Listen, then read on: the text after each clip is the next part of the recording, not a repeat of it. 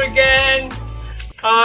Today we are under the sky, so we really do hope that it's not going to rain. It has been a beautiful day. It's now a little bit windy, so excuse us if there is some problems with listening. Today we got a very interesting theme. We're going to talk about self-respect. Something that everybody should have. At least a little bit. Right? Yeah, at least. Come on! At least, like. Christian, it's so nice to be with you live here now. Yeah, it really is. Christian, you want to start? Yeah, self-respect. Guess we're not born with, like, totally understanding, like, what that is. I know I wasn't, especially when there was a lot of feelings within me that was unresolved or unidentified, and being trans, sometimes it's still to this day like something that I have to work on consciously to maintain it. And it's even a self-respect thing, like with the way that I see myself. I have to make sure that I am respecting myself first and foremost before I could ever expect anybody else to respect me as well. That's a good point. So self-respect is so important that this theme is probably one of the highest. Where's my words? It's probably like one of the most important things that I feel needs to be worked on, because if I can respect myself, I'm able to traverse any elements that come my way. Anything that's on the outside, I know that I got me. I know that I have my boundaries in store and in alignment. And I know what I'm going to take, and I know what I would not take. I know what my hard limits would be. So when I was a kid, like growing up, like as kids, like we're not totally encouraged to have this immense amount of self-respect. We're told to, well, at least in my family, I was told to respect my elders, and that's not disrespectful or anything, but I yielded all of, like, I guess my thoughts that might have contradicted what I was being told by the adults, and I would sometimes find that some adults would treat me in a way that was totally respectful. And sometimes there was adults that didn't have their shit together, and they would, take it to a level that wasn't respectful, and I didn't totally identify that. Even though I felt it inside, I sometimes couldn't identify that respect, like, boundary, and I couldn't assert myself totally as a kid because I wasn't encouraged, on an ongoing basis to practice that, nor did my, family probably even had the words to describe this. It's not something that's talked about at the dinner table all the time, or encouraged in school all the time. So I, going forward, like I always knew in school, like I had moments, random moments. It felt like that. Even if someone was making fun of me, or even if there was a comment made, or even if I was doing something that was against what the peer pressure was telling me to do, I had those moments where I would successfully navigate a situation and I felt good about it, regardless if all those elements that I just mentioned were present. I continued to move forward in my life, and then kind of gain information about it, and then educate myself about, like, self-respect. And before I knew it, I had more like a system. It's like you just always have to be in touch with. Well, I always have to be in touch with myself, and always kind of self-reflect, and always see the situations that arise that maybe make me feel uncomfortable. And I have to see, like, did I move in that situation honoring myself, or did I dishonor myself by allowing that disrespect to, I guess, penetrate my being, to take take my power, just like how me and Bonnie actually had a discussion the other day about someone's disrespect that was aimed towards me the other day, and she put it in a way to help me out was to not allow them to take my power.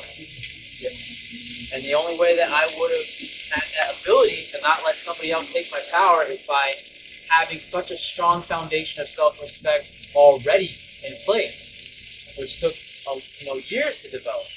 So that's my take on it. Plus, he didn't feed the situation when it came up. He didn't get all upset, and everything, and everybody could see it troubled him.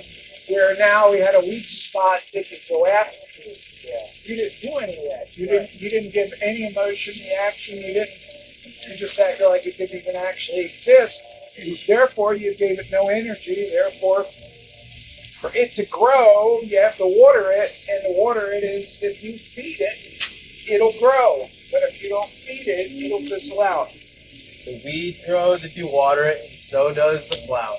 I like that. Absolutely, yeah. Sometimes the weed grows whether you water it or not. Yeah, That's true. They found their own water. with the weeds, you just gotta rip them out, right? To get rid of them. Yeah. That's correct, yeah.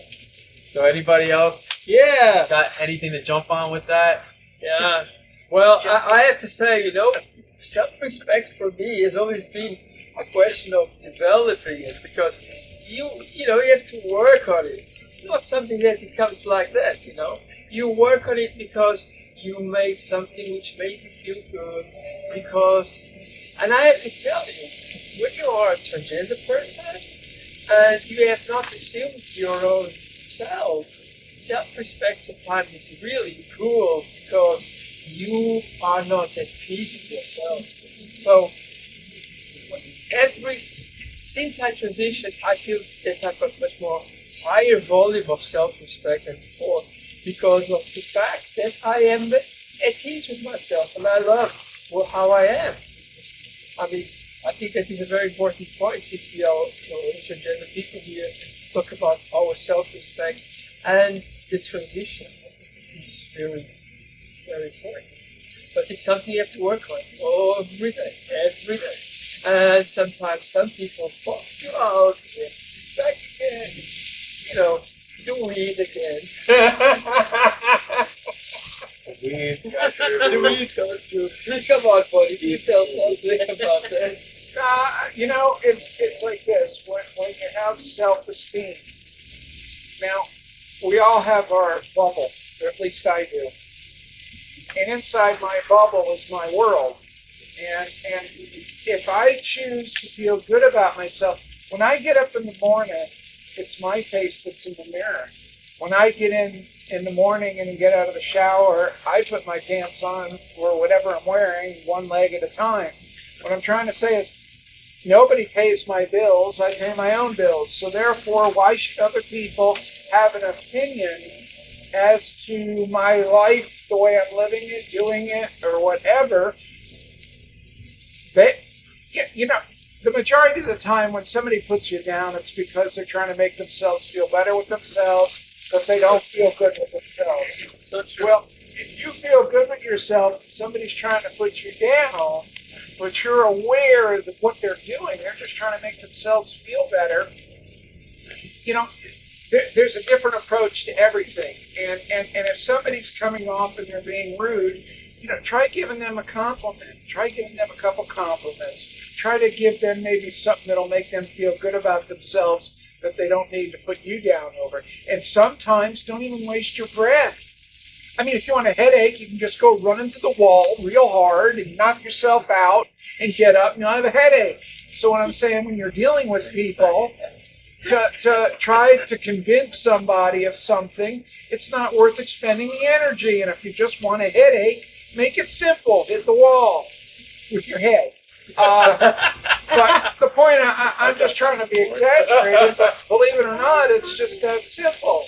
When you're interacting with people, you are the driver of the helm of your boat. So you can choose to feel happy, sad, glad, mad, whatever emotion you want. And if you give your power up to somebody else and let them determine what kind of an emotion you're going to have, well, then you deserve it. You know, if you're really focused and you put time and effort to yourself and you build your foundation, and listen, when you're transitioning, the foundation is water, okay? I mean, it flows. But as you transition further and further and further along the line, that water solidifies and you get a solid foundation. And the only reason I brought that up is like I'm sitting here saying all this stuff about, if you're just starting to transition, it's hard. And you'll get through that. But even if you're in the beginning, if you pursue it with, I'm okay, and feel good about yourself. Listen, you might have dysphoria because of this and because of that and all these other different things, and that's a different ball game. But if you're a good person, like I talk about people that go to church and don't like to get involved in this, but I know people that cuss and use God's name in vain, and they do all kinds of negative things. And they go to church on Sunday and they confess it and they think they're better than us. My opinion is when I die, judge me on my actions and the way I live my life. And the reason I bring that up is a simple fact that if you're in your bubble and you know that you're a good person, you treat people right, you're not doing anything to hurt anybody. Yes, you're transitioning and you're dealing with all the issues that go along with it, but that doesn't mean you're a bad person. You're just a person that is growing, and there's growing pains. But bottom line is that if you're okay with you and you focus on you, and when you achieve something that's good, get your right hand, put it on your left shoulder and say yes. And it's simple little things, but what I'm trying to say is your self-talk is the most important thing that you can deal with in anything. And if your self-talk is that of a positive nature and you focus on your life and the positive things, that's the foundation that when somebody throws you a curveball, you can slip underneath it or move or do whatever you're going to do. But bottom line is that I don't know. It's your decision as to how you want to feel about yourself. Absolutely. And but a little bit of every day, a little bit brings you a hell of a lot. Little by little. Little by little.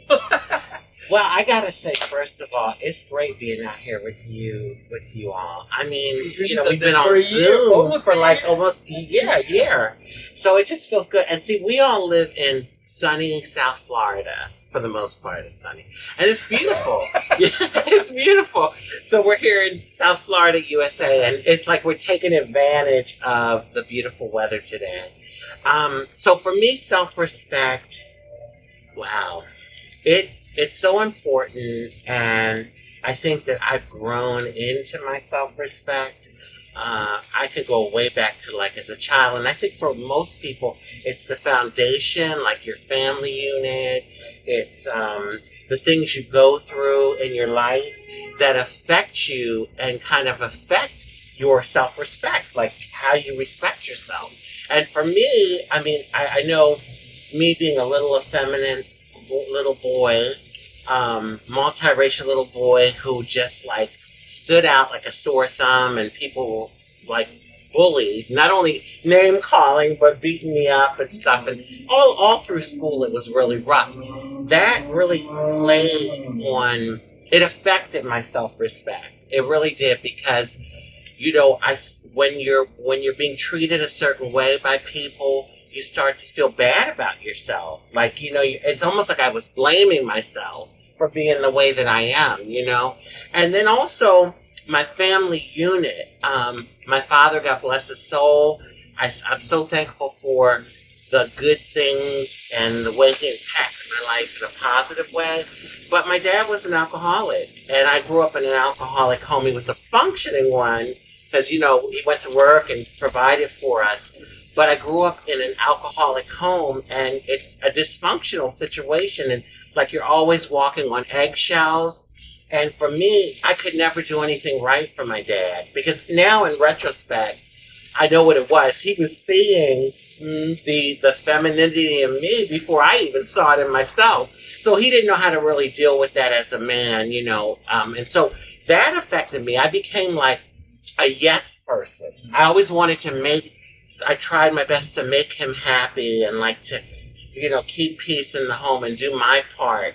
And so that affected me. And then I grow up and I become like this yes person. Like it was so hard for me to say no to somebody because I didn't want to, I was so concerned with, oh my God, what are they going to think of me? And, I want to please them and this and that and the other. And let me tell you, life will kick you in the ass and has a way of teaching you lessons. And after a while, I realized that, listen, I have to respect myself if I want anyone to really respect me. And I mean, I found myself doing stuff like guys that I dated throughout my life, they want me to do things and I'm doing stuff that I really didn't want to do, but I did it because I wanted to please them. And, like in uncompromising positions, putting myself in situations to please the other person, but not really wanting to do it and being unhappy about it. And so, like today, when that's and that's just one example, it affects all areas of your life: employment, family dynamics, relationships, just maneuvering throughout society. Self-respect affects all areas. But I'm using the relationship example. And like even today, like if I meet a guy and like they come with this like, oh, I'd love to like, go on I-95 and have sex on the side of I-95. And I'm like, buddy, that's your freaking fantasy, but you're not getting me arrested. Fuck that. And I don't want to have sex on I-95. I want to be in my comfortable bed, So, I mean, I'm just using that as an example. So, I say all this. Yeah. They made a song about that. Why don't we do it in the road? Now listen. I am not saying that I'm closed-minded when it comes to doing things. I mean, I'm a pretty open-minded person, but I'm just saying, like, before I do anything, I really take my feelings into regard. And I really try to respect myself more and more. And I'm so happy that I've evolved to this moment in my life. Because to me, I'm like living life more optimal now. And so, it's a work in progress. Everyone that said something here, I mean, it resonates with me. But I would say anyone that's watching, when you're trans, people are going to want to tear you down. They're going to want to make a mockery. They're going to want to laugh and all of that. There'll be people that will want to lift you up and love you and respect you, and that's what you should focus on. Don't give your power to the haters, and keep your self-respect no matter what, because that's going to take you, it'll take you so very far. So on that note, I'm going to sit on Christian's lap now. Hey, we are not that kind of film. And then they're going to have to call 911 because his legs are going to be broke. My heart's going to be broken. You know what? He knows how to say the right stuff. I mean, he came right back with the perfect answer. I thought he was going to say, we'll talk about the first thing that pops up. You see, you always have a positive attitude, and that is so nice. Shannon, Yes, ma'am. you gorgeous person. Please go ahead. What are your wonderful words for tonight? It's nice that I'm sorry. it's nice to be with you. It really is. I miss we missed each other. I miss the fellowship, the camaraderie, miss the humanness of being together. With you all. I've never seen a video with us cutting up like this before either, so that just shows that We're naughty. Yeah, so today we're talking about self-respect, and there's 5 people right here. You're going to hear 5 different meanings to what self-respect means to each and every one of us. So I just wanted to, this is the definition of self-respect. Pride and confidence in oneself. A feeling that one is behaving with honor and dignity. So, with what Raji was saying, and Bonnie, and Ella, and Christian, we behave in such a way that we bring honor to ourselves. So what is, respect? When you respect somebody, there's a sense of admiration. There's a sense of honor. The word respect, it is earned. You just don't respect somebody because respect is earned and respect is built upon. And with self-respect, this is one of the things that is so. I think it was Christian who was talking about how we build self-respect. It's one decision at a time. When we respect ourselves as a human and we realize that we are the better management skills that we have, because every one of us right here, we have to manage our own lives. Whether, if you're a manager of a store or a manager of a business, you're managing many parts to an entity in order to influence a desirable outcome. Okay, well, those same management skills apply to being a human and how we navigate through life and how we manage our own life and our own affairs. I think last week I spoke about when I do laundry, if I'm missing a sock, I find that missing sock. Because it's how we do anything, it's how we do everything. If we misplace a sock, I'm going to lose something else. So managing our lives in such a way that we're making conscious decisions to promote our lives in a direction we want to go. You practice like you play. And so by making repeated decisions that are going to have a favorable outcome in the direction that we want to take our life, in any direction. We can go up the mountain or you can go down the mountain. If you want to, and in my life, the more I think that we seek a sense of self-improvement, the more we seek a sense of self-improvement, instinctively we will make choices better for ourselves. Dietary choices, sleeping choices, how we think, how we meditate, how we engage our friends, how we engage our work associates. So the more we engage in a mindset, I think someone was talking about self-talk, and maybe it was Christian or somebody. So a lot of this too is repeated self-talk. Maybe it was Bonnie, self-talk. Repeated self-talk with I'm going to do this, I'm going to do this, I can do this, I can do this, I can do this. I had one of my friends apply for a job in Louisiana. I don't want to get too specific, but it's an awesome job. And there's a bunch of applicants, and my friend was like, I don't know if I can do this. And my friend called me before they were going in for the interview. And I told my friend, just visualize yourself already having that job. Visualize, it was a helicopter pilot. Visualize yourself flying their helicopters. Just sit in that chair, don't call me, don't text anybody, visualize yourself already there. 30 minutes later, they called me back, got the job. So visualization, we have, as humans, we have tools. We have tools available to us to promote our own self-respect. Imagination, creativity, visualization, dreaming. We have like a motion picture camera in our mind that we can visualize our future. And if we can visualize our future, we can make it happen. And it's one step at a time. You know, when I walked in and saw Raji for the first time in a long time, I congratulated her on, she got a couple movie parts. And she said, yeah, I'm just doing one thing at a time. And in Bonnie's backyard, there's a patio made up of probably 3,000 or 4,000 bricks. So they're one brick, but put together, they're a beautiful patio.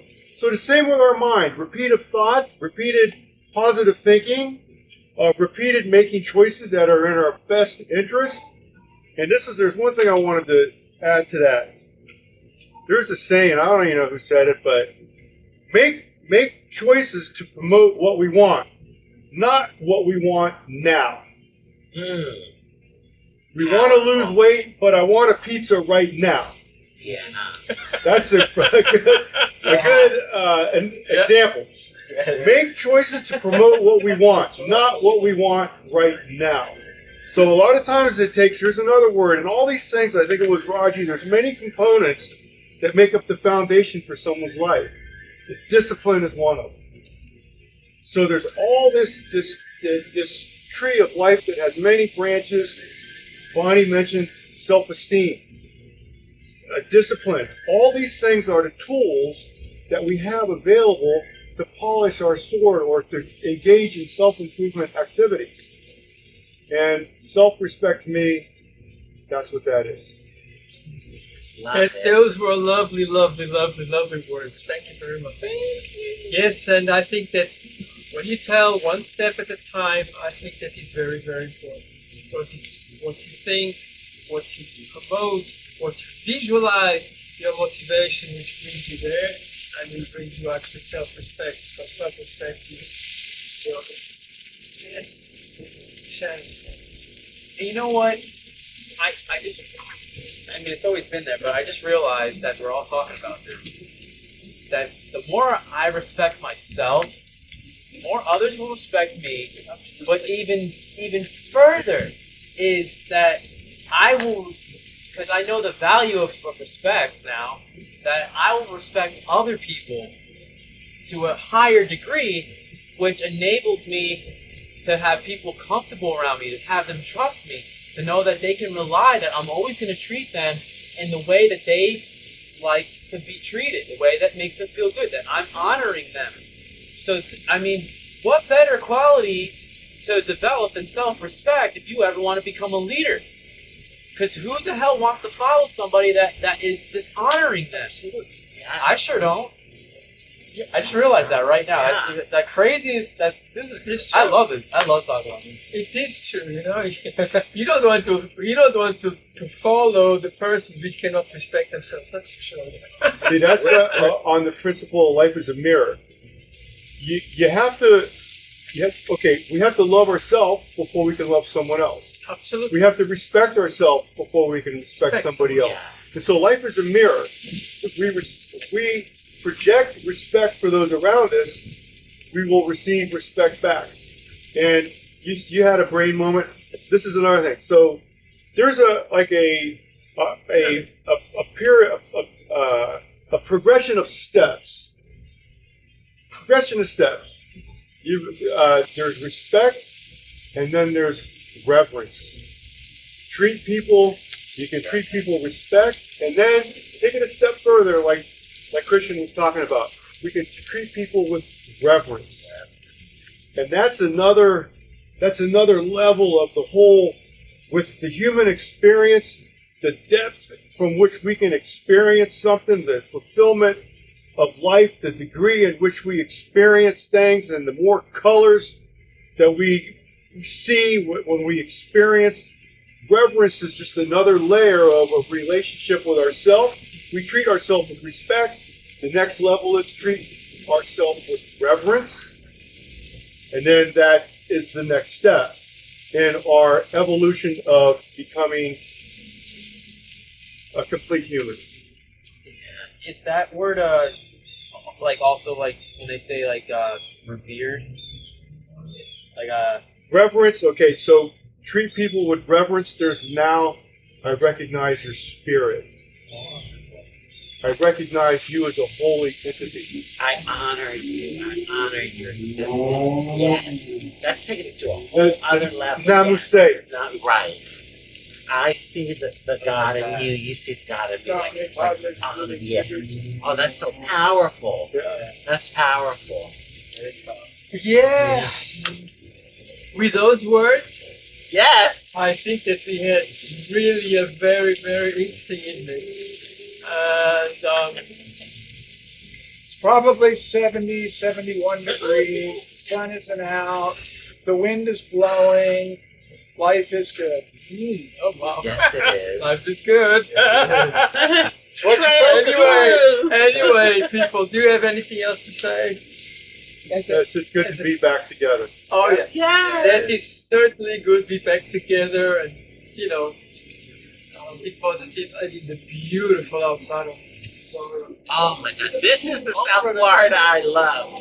Yeah. Nice cool breeze. And it's great. It's really great. It's not, It is. tonight is not too hot, but Yes. not too. Okay, everybody. Thank you very much for watching our show. We'll see you soon again. Namaste. Bye.